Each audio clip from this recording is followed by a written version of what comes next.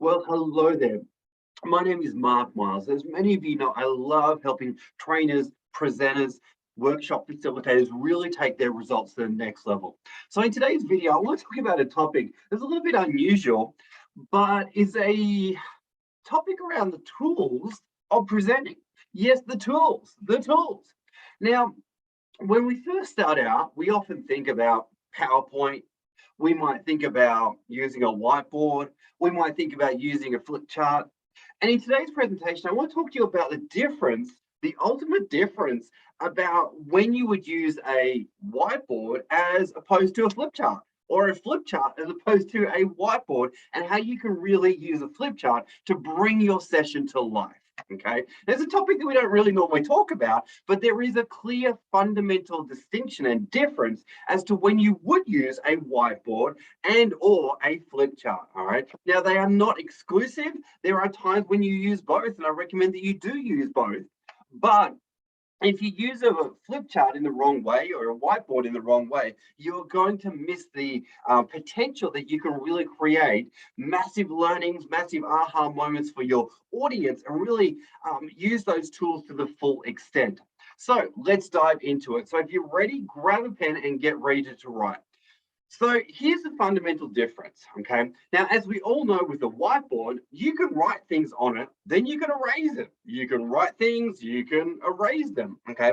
But you can't do that with a flip chart necessarily, all right? You can take the paper off and scrunch it up and throw it away.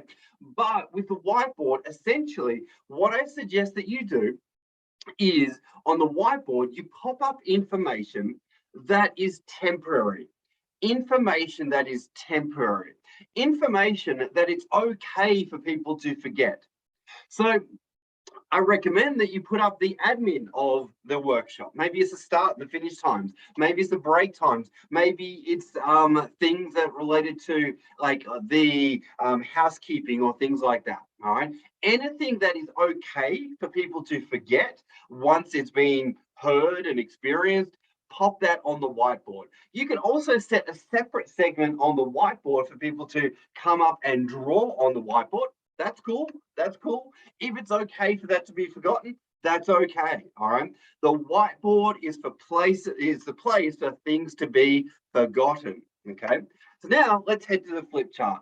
Now, the flip chart is probably one of the most powerful tools that you'll ever use in order to build engagement with your audience, because the flip chart, as you can pretty much see in the background that I've got here, is what is essentially a bunch of paper, okay? And it is a collaborative space that you can use as you are presenting.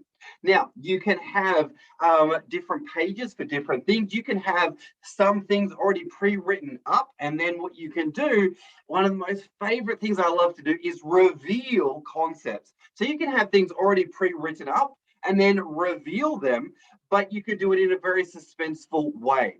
So we're about to cover a topic that's going to be really helpful. Here's a model that you can use in your day-to-day life and reveal the model and walk people through the model.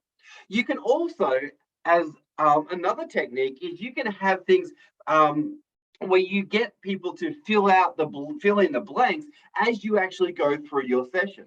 So you can have things pre-written up, and you are filling in stuff as you are teaching it, which is a really cool thing to do. So a flip chart allows you to build suspense and allows you to have moments of revealing content. Now, next thing is with a flip chart, you can actually draw things on it in different colors. And those different colors are going to mean different things as well. So if you've got a negative concept or something that you want people to avoid, you can pop that in red or underline bad things in red. You know, a safe or trustworthy thing can be in blue or green, but you can really play with colors as well. All right, but you want to pick the right color for the right message. Next thing, a really cool thing with flip charts is that you can actually hang them up around the room in order to reinforce the number of times that someone actually hears and is exposed to the concept.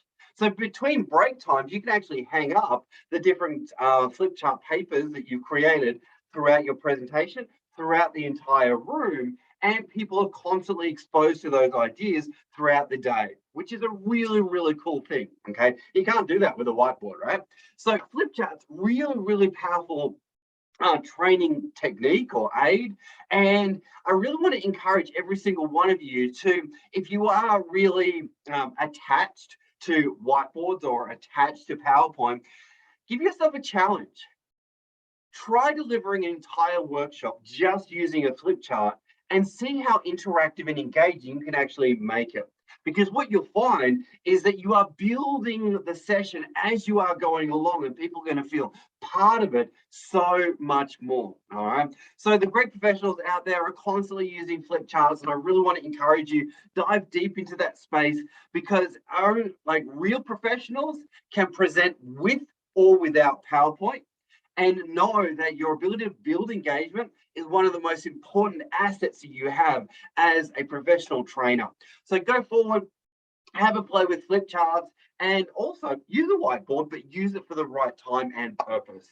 On that note, have fun, keep enjoying the art and the process and the science of delivering great workshops, and I'll see you on the next video. Don't forget to like, comment, and subscribe. Thanks so much, everyone. Bye.